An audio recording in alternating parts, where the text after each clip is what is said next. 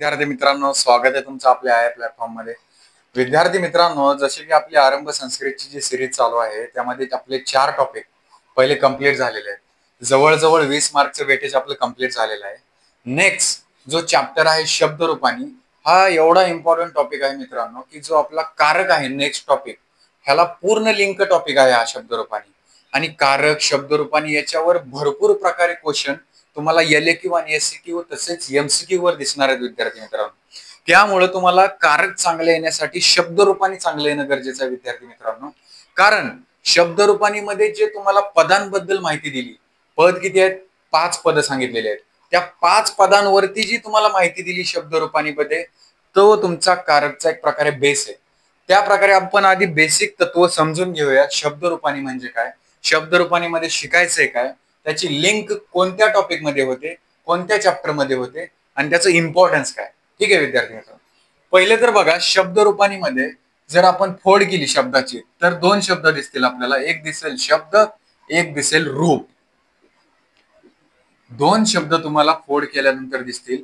पहिले तर विद्यार्थी मित्रांनो, शब्द म्हणजे काय, वाक्याचा एखादा छोटा अर्थ किंवा स्वरूप म्हणजे शब्द. आणि रूप, शब्दांचं रूप कशाद्वारे प्रकट केले, तर ते प्रकट केले सर्वनाम, विशेष्य, विशेषण अशा पदांनी. सर्वनाम, विशेषण अशा पदांनी. म्हणजे शब्द जे पण वाक्याचं स्वरूप आहे, छोटं स्वरूप, त्याला शब्द म्हटलंय. पण शब्दचं जे रूप आहे त्याला इंडिकेट कशाने केले? सर्वनाम, विशेषण यांना पद म्हटलंय. कारण विद्यार्थी मित्रांनो, संस्कृतमध्ये जे वाक्य बनतात, आपण कशामध्ये शिकलो? अव्ययामध्ये शिकलोय, उपसर्गामध्ये शिकलोय. मी त्या ठिकाणी तुम्हाला सांगायचो बघा की कधी पण वाक्य बनवताना ते विभक्तीनुसार बरोबर असणं गरजेचं आहे. विभक्तीनुसार बरोबर असणं म्हणजे काय, तर त्यांच्यामध्ये पदानुसार त्या वाक्यांचा अर्थ लागणे, म्हणजे सर्वनाम, विशेषण अशा गोष्टी प्रामुख्याने लागणे. म्हणजे त्या ठिकाणी त्या शब्दांमध्ये शब्दांचं रूप, पद हे बरोबर आहे, हे वाक्य बरोबर आहे, हे संस्कृतमध्ये इंडिकेट केलेलं आहे. आणि त्यापासूनच, त्या पदांपासूनच संस्कृतमध्ये वाक्य तयार झाले, वाक्यांची उत्पत्ती तयार झाली. ठीक आहे विद्यार्थी मित्रांनो. तर विद्यार्थी मित्रांनो, आपण जेव्हा हे शब्दरूपानी प्रकरण शिकत आहोत ते पूर्णपणे कारक प्रकरणाला लिंक्ड आहे. कारक प्रकरणामध्ये आपल्याला काय शिकायचंय आणि त्याचा लिंक्ड कोणता आहे की असा टॉपिक की जो शब्दरूपानीला कनेक्ट करतो. कारक प्रकरण जे आहे ते आधी समजून घ्या. कारक म्हणजे काय? कारक म्हणजे वाक्यामध्ये असे शब्द आहेत की ज्यांचा क्रियेशी संबंध येतो, असे शब्द त्यांना कारक म्हटले. विद्यार्थी मित्रांनो, मग जेव्हा हे पद आहेत, सर्वनाम, विशेषण, विशेष्य असे 5 पद तुम्हाला दिलेले आहेत संस्कृतमध्ये. आणि या 5 पदांवरूनच प्रथमा, द्वितीय, तृतीय अशा 7 विभक्ती आपल्याला दिलेल्या आहेत संस्कृतमध्ये. त्यामध्ये 7 विभक्तीमध्ये षष्टी विभक्ती आपल्याला कारक मध्ये लागत नाही, कारण त्याच्यामध्ये संबंध हे जे दिलेलं आहे तो त्या प्रकारे मॅच होत नाही. त्यामुळे तुम्हाला ज्या विभक्ती आहेत, कुठल्या प्रथमा, द्वितीय, तृतीय या ज्या सप्तमी पर्यंत विभक्ती आहेत, त्यांना रिप्लेस कशाने केले, तर त्यांना रिप्लेस केले कर्ता, कर्म, करण, संप्रदान, अपादान, अधिकरण या अशा कारकनी त्याला रिप्लेस केलेलं आहे. तर विद्यार्थी मित्रांनो, या विभक्ती आल्या कशा, आल्या कुठून, तर या आलेल्या आहेत या 5 पदापासून. सर्वनाम, विशेषण, विशेष्य. तर विद्यार्थी मित्रांनो, हे जे शब्दांचे रूप आहेत, हे रूपामध्ये तुम्हाला रूपाद्वारे हे पद जे आहे, सर्वनाम, विशेषण, विशेष्य, अव्यय, क्रिया, हे जे 5 पद तुम्हाला संस्कृतमध्ये दिलेले आहेत, या 5 पदांवरूनच संस्कृतची उत्पत्ती झालेली आहे. आणि संस्कृत शब्दांचं उच्चारण आणि वाक्याचं संबोधन हे या 5 पदांवरून झालेलं आहे. पण विद्यार्थी मित्रांनो, पद जे दिलेले आहेत संस्कृतमध्ये त्यांना समजून घेण्यासाठी प्रथमा, द्वितीय अशा विभक्ती त्यांचा अभ्यास आपल्याला करायचा आहे. प्रथमा विभक्ती, द्वितीय विभक्ती अशा 7 विभक्त्या आपल्याला दिलेल्या आहेत. परंतु त्यामध्ये षष्टी विभक्ती जी आहे ती आपली कारक प्रकरणामध्ये जी आहे ती त्याला रिप्लेस करू शकत नाही, कारण जे संबंध कारक दिले ते त्या ठिकाणी कारक प्रकरणामध्ये एक्झिस्ट करत नाही. ते आपल्याला कारक या प्रकरणामध्ये शिकायचं आहे. एकतर आपण कारक म्हणजे काय शिकलो, ज्या शब्दांचा वाक्यामध्ये क्रियेशी संबंध येतो त्याला कारक म्हणतात. कारक हे 6 प्रकारचे आहेत: कर्ता, कर्म, करण, संप्रदान, अपादान, अधिकरण. हे कारक जे आहेत सहा ते डायरेक्टली रिप्लेस केलेत आपल्या प्रथमा, द्वितीय, तृतीय, चतुर्थी, पंचमी आणि सप्तमी विभक्तीला अशा रिप्लेस केलेले जे सहा कारक आहेत. तर विद्यार्थी मित्रांनो, हे 5 पदांचा अर्थ आणि वाक्यांची उत्पत्ती करण्यासाठी संस्कृतमध्ये विभक्तींची आपल्याला गरज पडली. आता बघा इकडे विद्यार्थ्यांनो, ही जी विभक्ती आहे, विभक्ती आणि कारक यांचा जर संबंध आपण या ठिकाणी घेतला, विभक्ती आणि कारक, तर प्रथमा विभक्तीलाच, प्रथमा आधी विभक्ती लिहून घेऊ आपण, प्रथमा, द्वितीय, तृतीय, चतुर्थी, पंचमी आणि षष्टी. तर विद्यार्थी मित्रांनो, प्रथमालाच इकडे रिप्लेस केले कारक मध्ये कर्ता, कर्म, करण, संप्रदान, अपादान. विद्यार्थी मित्रांनो, या ठिकाणी बसत नाही, आपण मोठ्या स्लाइड मध्ये घेऊया, कारण हे डिटेल मध्ये समजणं गरजेचं आहे. इकडे बघा विद्यार्थ्यांनो, ज्या 7 विभक्ती दिलेल्या आहेत आपल्याला, त्या विभक्ती आपल्याला कारक मध्ये कशा रिप्लेस केलेल्या आहेत हे बघा. रिप्लेस म्हणजे काय विद्यार्थ्यांनो, जेव्हा तुम्हाला आपल्याला कारक प्रकरण शिकायचंय, तेव्हा तुम्हाला जेव्हा शब्दरूपाने चॅप्टर चांगला येईल, तेव्हा तुम्हाला कर्ता, कर्म, करण यांच्यावरून विभक्ती सांगता येईल की त्या शब्दाची विभक्ती कोणती आहे. त्यासाठी तुम्हाला शब्दरूपाने चांगले येणं गरजेचं आहे विद्यार्थी मित्रांनो. इकडे बघा, आता विभक्ती, प्रथमा विभक्ती, प्रथमा विभक्ती कशाला म्हटलंय, जे पण कारक कोणता आहे त्यामध्ये कर्ता, कर्ता कारक आहे त्याच्यामध्ये. याचा अर्थ आपण बघणार आहोत. कर्ता म्हणजे काय, कर्ता म्हणजे काय म्हणता येईल त्याला, त्याचा वाक्यात उपयोग कसा होतो आणि त्याच्या द्वारे आपल्याला विभक्ती कशी काढता येतील आपल्याला बघायचंय. प्रथमा, द्वितीय, तृतीय, चतुर्थी, पंचमी आणि षष्टी, सप्तमी.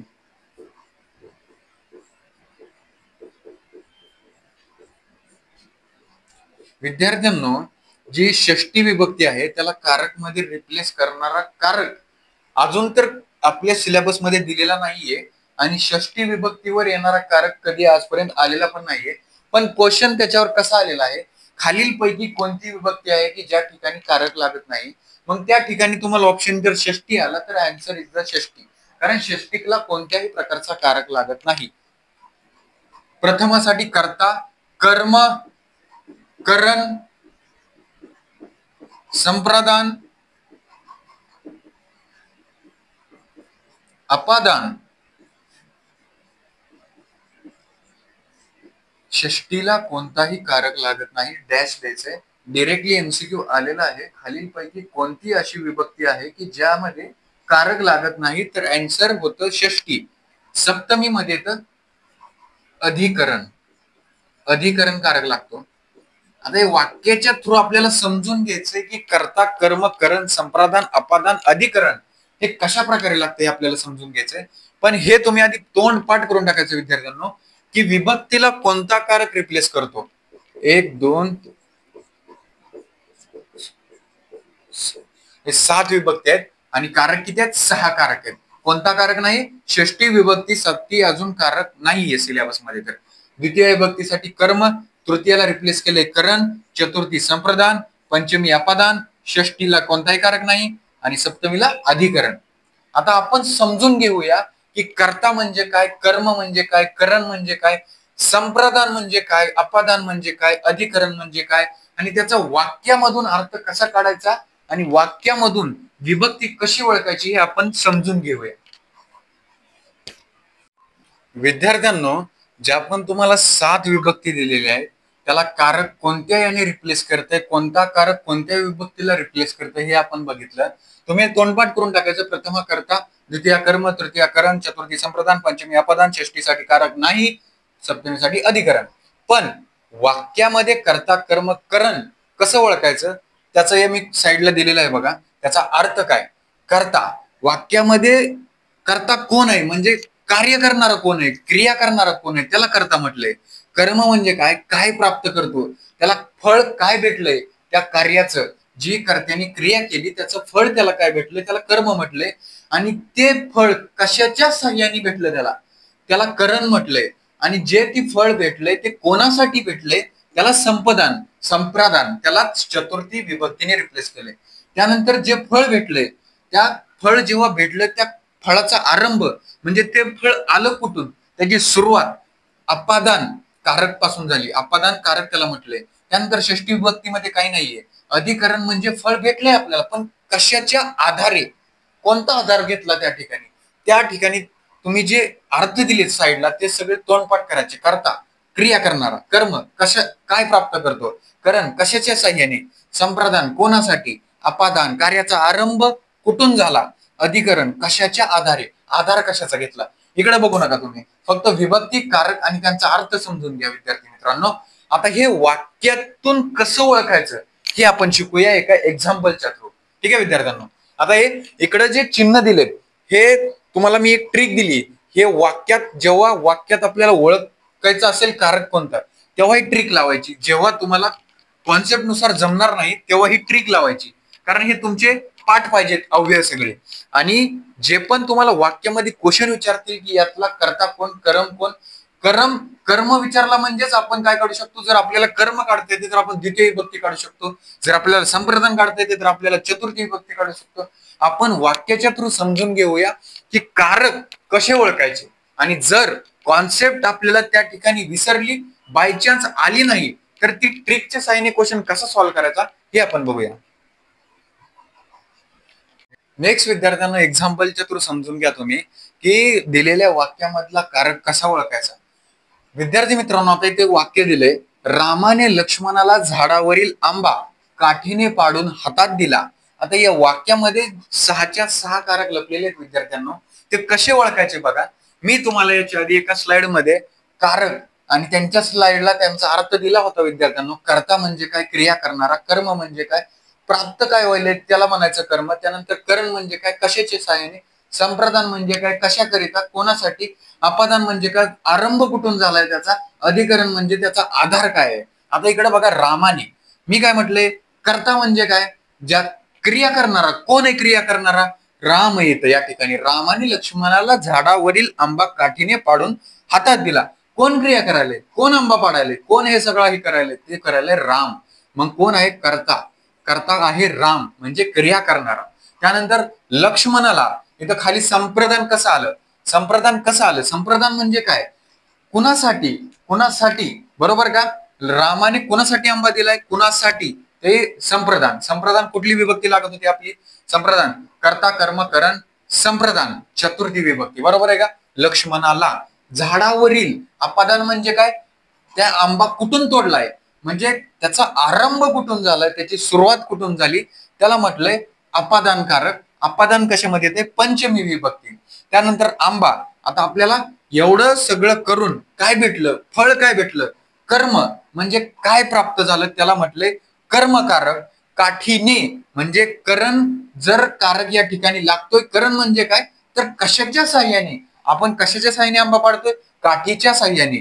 त्यानंतर पाडून, पाडून मध्ये इथं क्रियाकारक म्हणजे क्रियाकारक नसतं, पण या ठिकाणी क्रिया होते. पाडून ज्या ठिकाणी पण क्रिया होते त्या ठिकाणी क्रियापद लागलेलं आहे. आणि हातात म्हणजे आधार कशाचा आहे, जो आंबा आपण ज्या ठिकाणी लक्ष्मणाला दिला तो देण्याचं स्थान काय होतं, तर त्याचा हात लक्ष्मणाचा, ते काय आहे, आधार. आधार म्हणजेच अधिकरणकारक. आणि दिला शेवटला वाक्याच्या कधी पण काय असतं, क्रियापद. तर विद्यार्थी मित्रांनो, जेव्हा तुम्हाला वाक्यामध्ये कोणताही कारक विचारतील तेव्हा तुम्ही समजून घ्या की त्यामध्ये आपण जे कारकचे अर्थ शिकलो, कर्ता कर्म करण संप्रदान अपादान आणि अधिकरण, हा अर्थ तुम्हाला जेव्हा येईल त्यानुसारच तुम्हाला वाक्याचा अर्थ समजून कारक काढता येतील. आणि जर कारक तुम्हाला काढता येतील तर तुम्हाला विभक्ती पण सांगता येतील. विद्यार्थी मित्रांनो, आपल्याला हे सगळं कारक मध्ये शिकायचं होतं विद्यार्थ्यांनो. पण आपल्याला जेव्हा विभक्ती या चॅप्टर मध्ये शिकायच्या सगळ्या, तर त्या विभक्तीसाठी जेव्हा आपण कारक मध्ये शिकू की प्रथम विभक्ती आपण काढायला शिकू, द्वितीय शिकू, तेव्हा रिप्लेस कसं होतं कारक प्रकरणात, तेव्हा आपण ते कारक मध्ये शिकू.